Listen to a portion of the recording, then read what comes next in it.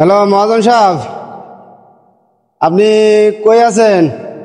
এই আমি কিছু ইট নিলাম হয়তো, তা আমি এখানে আসেন তো ইটের কাছে। মহাজন সাহেব ভালো আছেন? হ্যাঁ আছি, মোটামুটি ভালো আছি। তা আমি কিছু ইট নিলাম হয়, এখন ওই প্লেন ইট কত রেট আর এটার কত রেট পড়বে? ওটা রেট বেশি পড়বে, এটার দাম কম পড়বে। এটা হাজার কত? এইখানে আবার গাড়ি খরচ সহ মনে করো আপনাদের 15,000 টাকা পড়বে। তে আমি তিনটে রুম দিতাম তো, তিনটে রুমে মহাজন সাহেব কয় হাজার ইট লাগতে পারে? এই 15,000 হলে হবে। মানে বারান্দা সহকারে না শুধু খালি রুমে? বারান্দা টয়লেট তিনটাই হবে কমপ্লিট।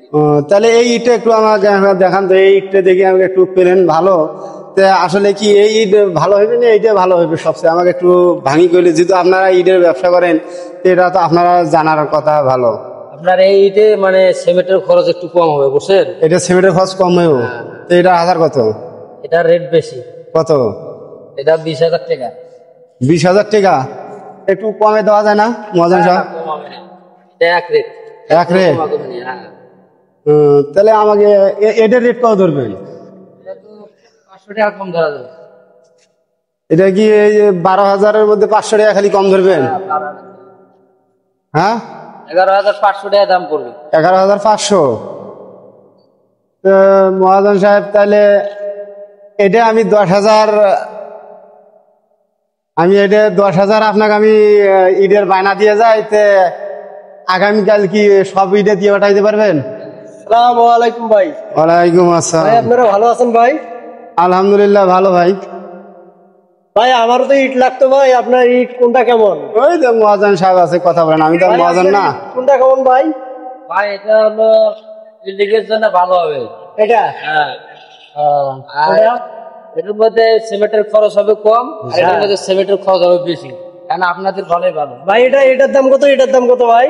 এটা একদম 20,000 টাকা, আপনার গাড়ি ভাড়া সহ আপনার বাসায় পৌঁছে দেবো। ভাই শোনেন, আপনি তো হলো ইট কিনবে আসছেন, আপনি কি এর আগে বাড়ি টাড়ি করছিলেন? হ্যাঁ ভাই, এর আগে আমার বাড়ি করছি, মহাখালীত করছি 4টা, রংপুরে করছি 2টা, এই গাজীপুরে আছে 3টা। তা আমি তো বাড়ি টাড়ি করি নাই, কেবল আমি কিনবে আসছি। তো ইট কোনটা ভালো হবে ভাই? এইটা ইট ভালো হবে, এটা খারাপ হবে।